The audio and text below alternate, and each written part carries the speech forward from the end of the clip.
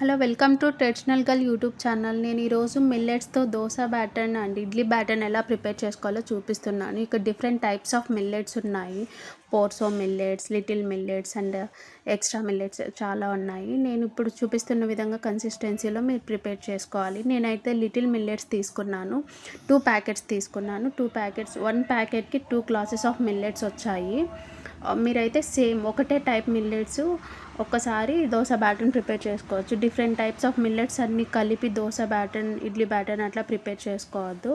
1 type of millet use చేసి prepare చేసుకోండి. నేను ఇప్పుడు చెప్పే బ్యాటర్ మీరు క్వాంటిటీ తీసుకొని బ్యాటర్ని ప్రిపేర్ చేసుకుంటే ఇడ్లీ అయినా దోశ అయినా చేసుకోవచ్చు. 4 గ్లాసెస్ ఆఫ్ మిల్లెట్స్ తీసుకున్నాను. దానికి ఒక 3/4 గ్లాస్ అన్ని ఉద్దులు తీసుకున్నాను.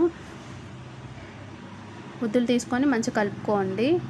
నేనైతే ఎక్కువైతే ఉద్దులు చాలామంది సపరేట్గా నానబెట్టుకుంటారు. అలా ఏం అవసరం లేకుండా అన్నీ ఒక దాంట్లోనే కలిపి వాష్ చేశాను. ఒక 3-4 టైమ్స్ మంచిగా వాష్ చేశాను. అప్పుడే మిల్లెట్స్ వాష్ చేసేటప్పుడు వాటర్ కూడా బ్రౌన్ కలర్లో వస్తాయి.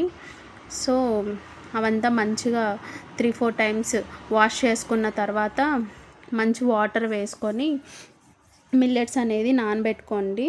మినిమం 4 to 5 అవర్స్ అనేది మిల్లెట్స్ అనేది బాగా నానబెట్టాలి.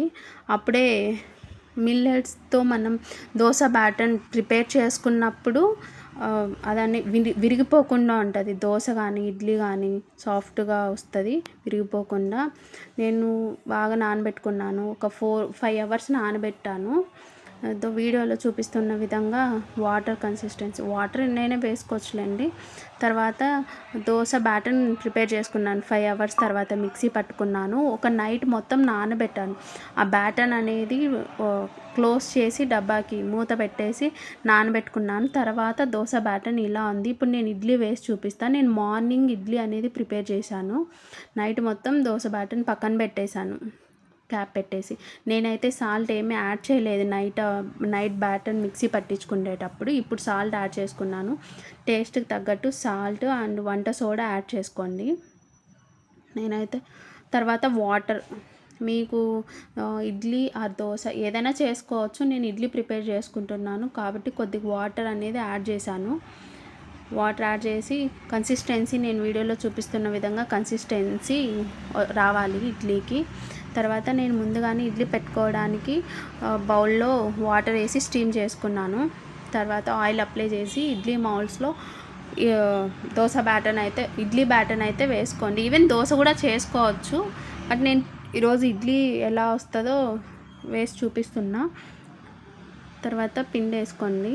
మౌల్డ్స్లో పిండి వేసుకొని బాగా వాటర్ హీట్ అయ్యాక ఇడ్లీ మౌల్డ్స్ అనేటివి ఇడ్లీ పాత్రలో పెట్టేసేయండి.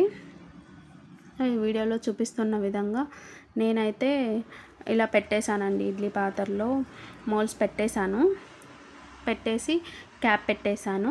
మినిమం 6 to 7 మినిట్స్ ఆవిరి పట్టడానికి అవి మంచిగా స్టీమ్ అవ్వడానికి 4 to 5 మినిట్స్ పడుతుంది.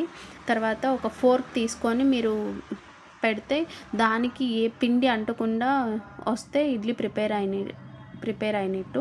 ఇప్పుడు ఒక స్పూన్ వెంటనే ఇడ్లీ పక్కన తీసాక వెంటనే తీసేయకుండా ఒక 1 మినిట్ అన్న పక్కన పెట్టండి. అప్పుడే వేడి చల్లారుతుంది. ఇడ్లీ అనేది మీకు మొత్తం స్టిక్ అవ్వకుండా వస్తుంది. ఇడ్లీ పాత్రకి స్టిక్ అవ్వకుండా వస్తుంది. చూస్తున్నారు కదా, ఇడ్లీ అనేది చాలా బాగుంటాయి. చాలా స్పాంజీగా ఉంటాయి. చాలా హెల్దీ. పిల్లలకి కూడా చాలా ఉత్తవే మంచిగా తింటారు. ఈవెన్ చట్నీ కూడా యూస్ చేయాల్సిన అవసరం లేదు. పిల్లలకి అయితే ఒక్కొక్కటి ఇస్తే తింటూ ఉంటారు. సో చూసారు కదా, వీడియోలో చూపిస్తున్న విధంగా చాలా బాగా వస్తాయి. మీరైతే ఒకసారి ట్రై చేయండి. నేను చెప్పిన కన్సిస్టెన్సీ యూస్ చేసి ట్రై చేసి ఎలా ఉందో కామెంట్ చేయండి, షేర్ చేయండి and subscribe my traditional girl YouTube channel. Thank you. Bye అండి.